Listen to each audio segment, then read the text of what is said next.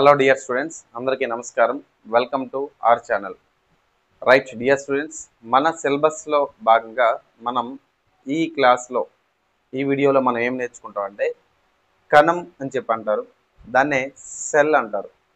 మరి జనరల్గా యానిమల్ సైన్స్లో కానీ లేదనుకుంటే బయాలజీలో భాగంగా బాటనీ కానీ జువాలజీ కానీ ఇదే జువాలజీలో యానిమల్ సైన్స్లో కానీ కామన్గా అన్నింటికి కూడా బయాలజీతో లింక్ ఉన్నటువంటి అన్ని పరీక్షలకు కూడా మనకి బేసికల్గా మన ఎగ్జామ్కి సంబంధించి స్పెసిఫిక్గా అయితే కనుక మన సిలబస్లో కణం అనే పిలుస్తున్నటువంటి పాఠాన్ని మెన్షన్ చేయడం జరిగింది. మరి ఈ పాఠం నుంచి క్వశ్చన్స్ అనేవి ఎలా వస్తాయి సార్ అంటే టూ డెప్త్గా అడగడం అనేది జరగదు, కానీ ప్రతి అంశం పట్ల మనకి అవగాహన అనేది ఖచ్చితంగా ఉండాలన్నమాట. ఓకేనా? సో అందులో భాగంగా మనం ఈరోజు కణం అని చెప్పేసి పిలుస్తున్నటువంటి పాఠాన్ని నేర్చుకోబోతా ఉన్నాము. ఈ వీడియోలో ఆ లెసన్కి సంబంధించినటువంటి ఇంట్రడక్షన్ని మనం డిస్కస్ చేసే ప్రయత్నం చేద్దాం. దాన్నే సెల్ అంటారు. తెలుగు మీడియం ఆస్పిరెంట్స్ కాస్త ఇంగ్లీష్ మీడియం టెర్మినాలజీకి అప్డేట్ అవ్వాలి. సో దాన్ని నేను తెలుగులో ప్రొనౌన్స్ చేస్తాను, ఇంగ్లీష్లో రాస్తా, జాగ్రత్తగా వినే ప్రయత్నం చేయండి. ఓకేనా? అయితే కణం అంటున్నాం కదండి, సాధారణంగా మనకి ఒక గోడ తీసుకుందాం, ఒక వాల్. ఓకేనా?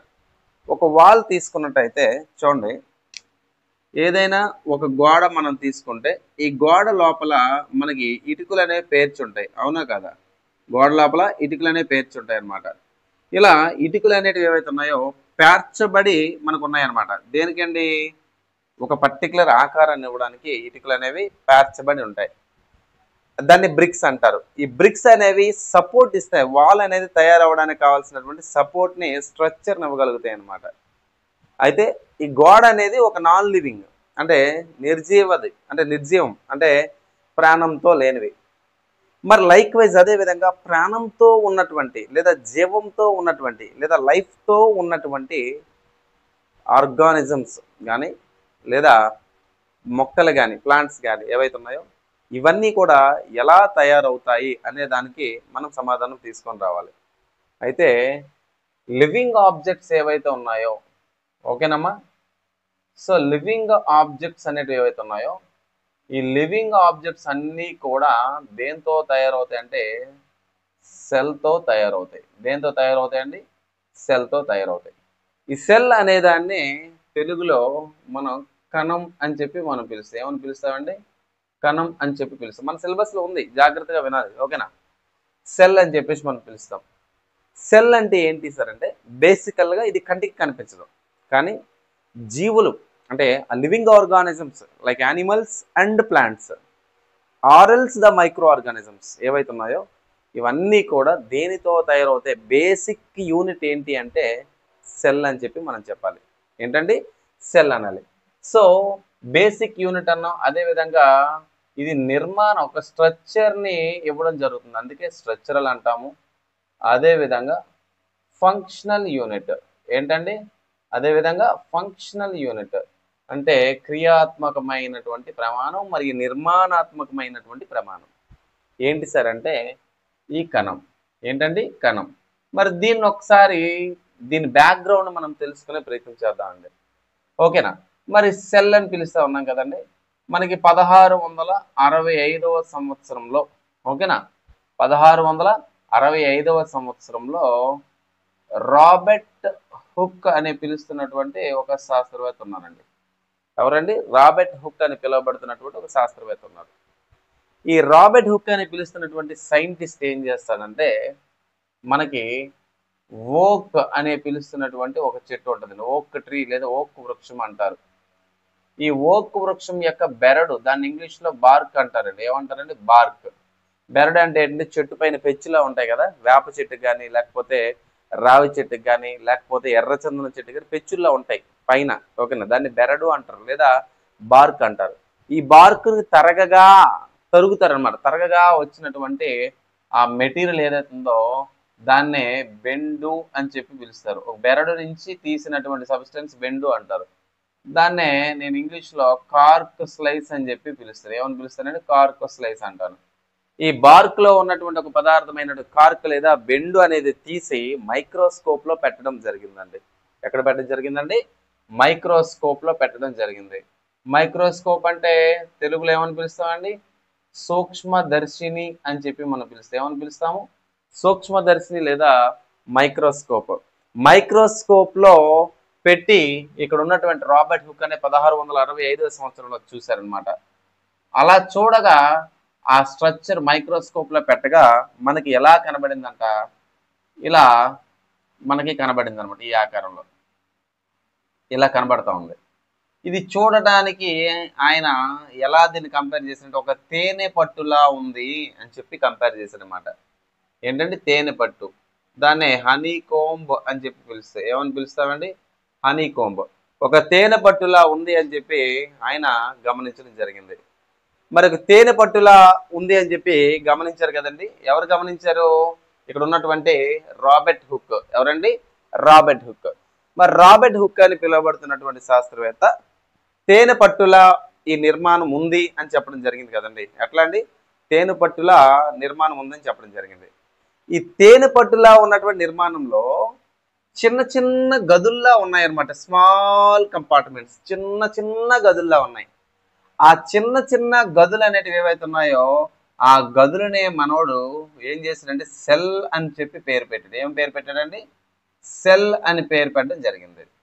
అయితే సెల్ అనే పేరు ఊరికే పట్ల, ఈ సెల్ అనే పిలుస్తున్నటువంటి ఈ పదం అనేది లాటిన్ లో ఉన్నటువంటి సెల్యులా అని పిలుస్తున్నటువంటి పదం నుంచి మనోడు తీసుకోవడం జరిగిందనమాట. ఓకేనా? ఇక్కడ సెల్ అంటే ఏంటంటే మనకి ఆయన పర్సెప్షన్ లో చిన్న గది అని అర్థం. A small compartment. ఓకేనా? ఒక చిన్న గది అని చెప్పి మనం చెప్పొచ్చు అనమాట. ఓకే, ఈ చిన్న కంపార్ట్మెంట్ లేదా ఈ చిన్న గది అని చెప్పి మనం ఏదైతే పిలుస్తున్నామో, ఓకేనా, దాన్నే కణం అని చెప్పి పిలవడం జరిగింది. మరి కణం అనేది మనకి లాటిన్ భాష నుంచి తీసుకురాబడినటువంటి పదం నుంచి వచ్చింది అని చెప్పి మనం చెప్తున్నాం. ఎట్ల నుంచి అండి? లాటిన్ భాష నుంచి తీసుకోబడినటువంటి పదంగా మనం చెప్తున్నాం. దేన్ని? ఈ సెల్ని. ఓకేనా? అయితే ఈయన సెల్ అని పేరు పెట్టాడు. ఎప్పుడు పెట్టాడండి? 1665వ సంవత్సరంలో సెల్ అని చెప్పి ఈయన కనుక్కోవడం జరిగింది. మీకు తెలుసు కదా, రైట్? మరి తర్వాత ఇంకా డెవలప్మెంట్స్ ఒకసారి మనం గమనిస్తే ఇక్కడ కణాన్ని కనుక్కున్నాడన్నాం. ఓకేనా? 16 ఈ సంవత్సరాలు చాలా ఇంపార్టెంట్. మ్యాచ్ ద ఫాలోయింగ్ అడగొచ్చు. ఓకేనా? 1665వ సంవత్సరంలోనే ఓక్ అనే పిలుస్తున్నటువంటి వృక్షం లోపల కణాన్ని కనుక్కోవడం జరిగింది. ఓకేనా?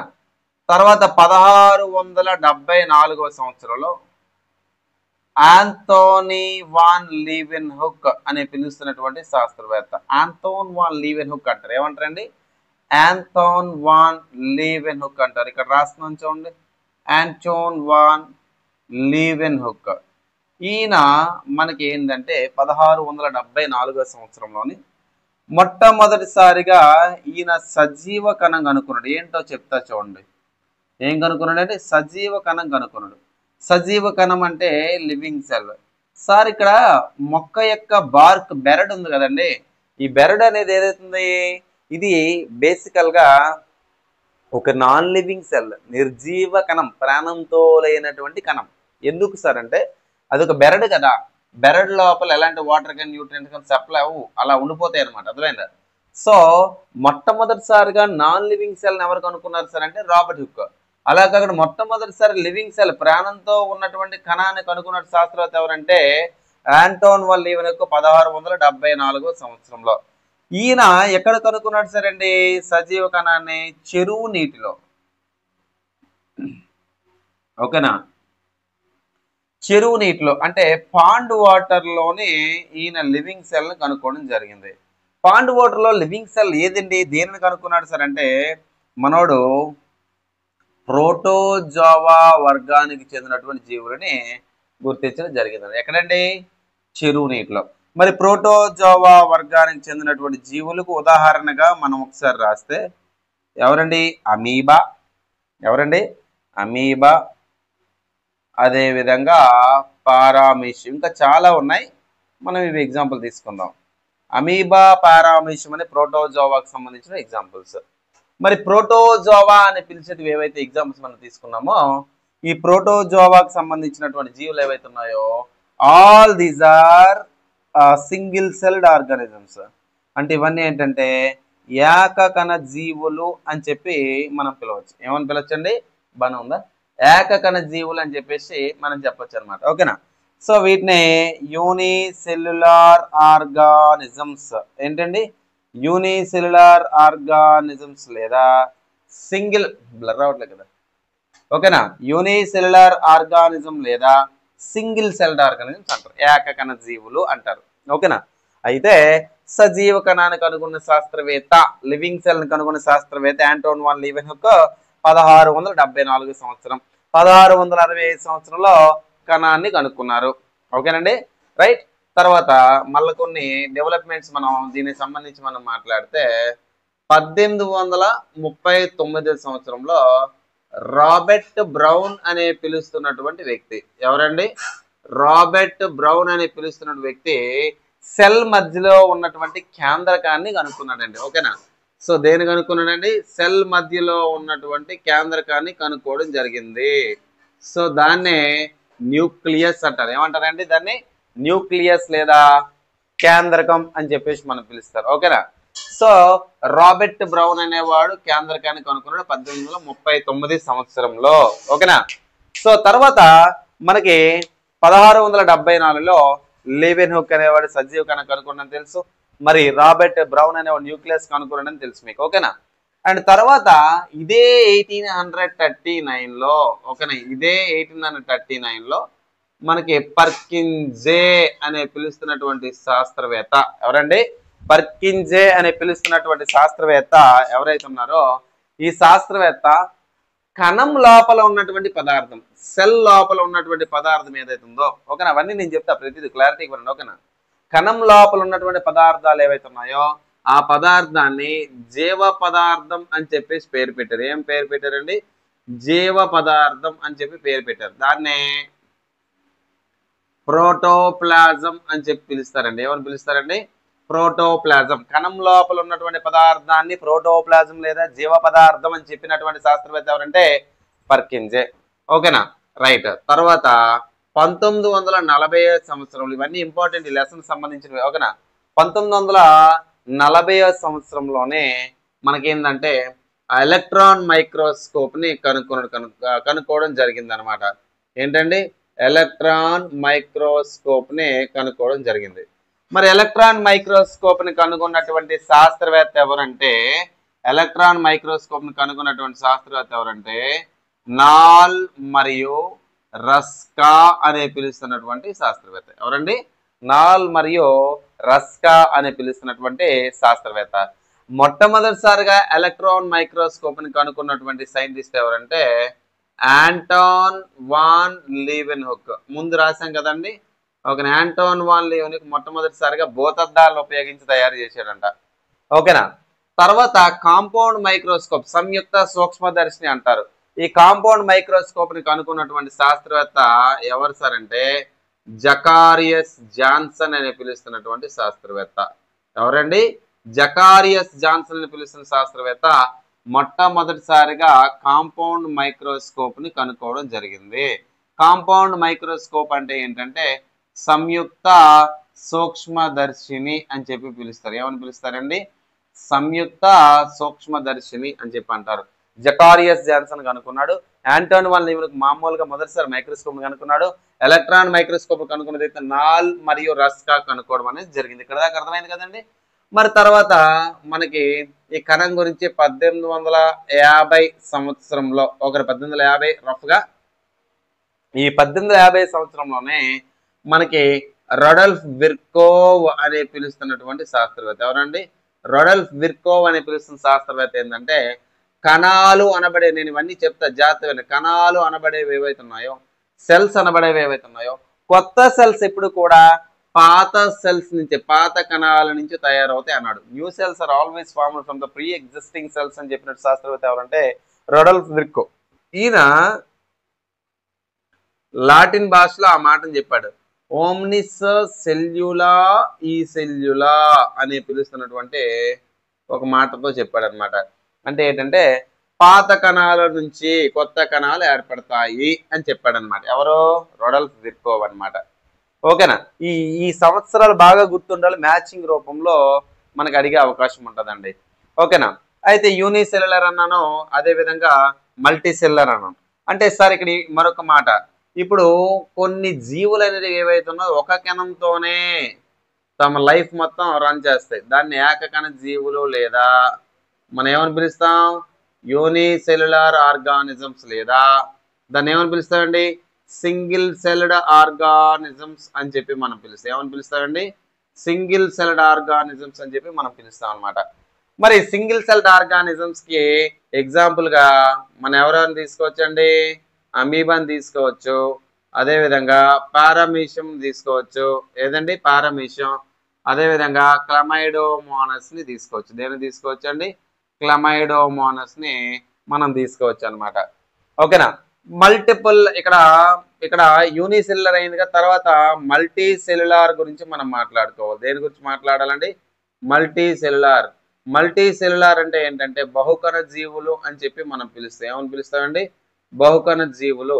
మల్టీ సెల్యులార్ ఆర్గానిజమ్స్ అంటే ఏంటంటే ఎక్కువ కణాలతో మనం కూడా ఎక్కువ కణాలతో ఏర్పడతా ఉంటాయి అన్నమాట. సో మనం కూడా ఎగ్జాంపుల్ కాబట్టి, అదేవిధంగా మొక్కలు తీసుకోవచ్చు, అదేవిధంగా మనం కూడా జంతువులం కాబట్టి జంతువులు ఉదాహరణగా మనం తీసుకోవచ్చు. Plants and animals are example for multi cellular organisms, whereas for unicellular organisms, amoeba, paramecium and chlamydomonas can be considered as the single cell organisms. Right? ఇక్కడ దాకా అర్థమైంది కదండి.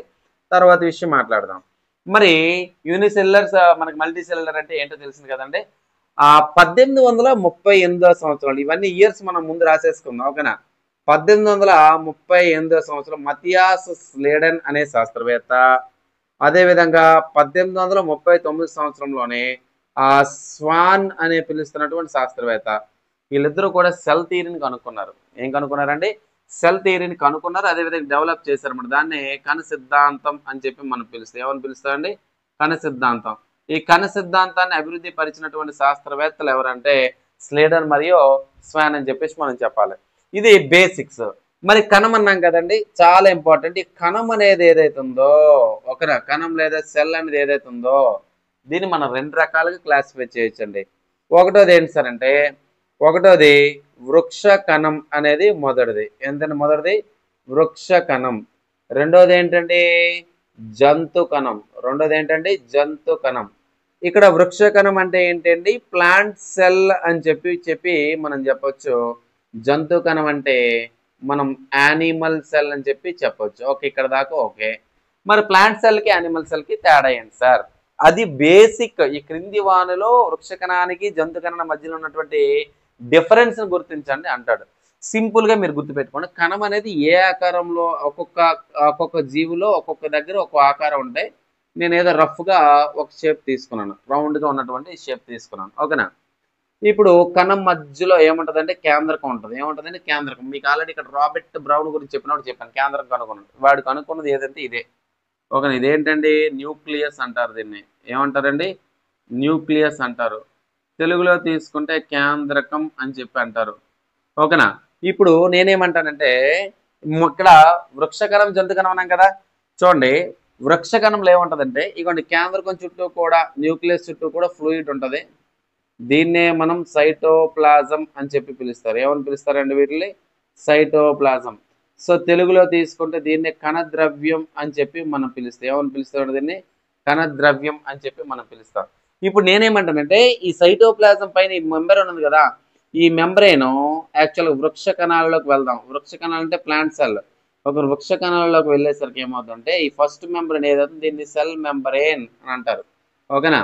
లేదా దీన్ని ప్లాస్మా మెంబ్రేన్ అని చెప్పి కూడా మనం పిలుస్తారు. ఓకేనా? సెల్ మెంబ్రేన్ లేదా ప్లాస్మా మెంబ్రేన్. సెల్ మెంబ్రేన్ అంటే కణత్వచము, ప్లాస్మా మెంబ్రేన్ అంటే ప్లాస్మా త్వచము. సెల్ మెంబ్రేన్ అన్న ప్లాస్మా మెంబ్రేన్ అన్న ఒకటే. మొదటిగా అయితే ప్లాస్మా మెంబ్రేన్ అనేవారు, తర్వాత సెల్ మెంబ్రేన్. ఓకేనా? సెల్ మెంబ్రేన్ ఉంటుంది. సెల్ మెంబ్రేన్ తర్వాత ఇలా సెల్ మెంబ్రేన్ చుట్టూ మరొక లేయర్ ఉంటుంది అనమాట. దాన్ని ఏమంటారంటే సెల్ వాల్ అంటారు. సో దాన్నే కణ కవచం అని చెప్పి పిలుస్తారు. ఏమని పిలుస్తారండి, కణ కవచం. మొదటిదేమో సెల్ మెంబ్రేన్, రెండోది కణ కవచం, సెల్ వాల్. ఇప్పుడు ఏ కణానికైతే చూడండి, ఏ సెల్ కైతే ప్లాస్మా మెంబ్రేన్ లేదా సెల్ మెంబ్రేను దాంతోపాటు సెల్ వాల్ లేదా కణ కవచం ఉంటే ఈ రెండు ఉంటే కనుక that is a plant cell. ఇది ఎందుకు ఏంటంటే తర్వాత మాట్లాడదాం, ఓకేనా. అలా కాకుండా కేవలం జంతు కణం అవ్వాలి అంటే, ఓన్లీ జంతు కణమే అవ్వాలంటే ఈ సెల్ వాల్ అనేది ఉండకూడదు, ఇది ఒక్కటి మాత్రమే ఉండాలి. ఉంటే దాన్ని ఏమంటారంటే జంతు కణం అని చెప్పేసి మనం పిలుస్తారనమాట. అర్థమైందండి, ఇది బేసిక్స్. నెక్స్ట్ వీడియోలో ఏం చేస్తామంటే వృక్ష కణం జంతు కణం కలిపి ఒకటే డయాగ్రామ్ వేసి అందులో ఉన్నటువంటి ఒక్కొక్క పార్ట్ గురించి మనం డిస్కస్ చేసే ప్రయత్నం చేస్తాం అనమాట. ఓకేనండి, right. Thanks for watching this video. Thank you very much.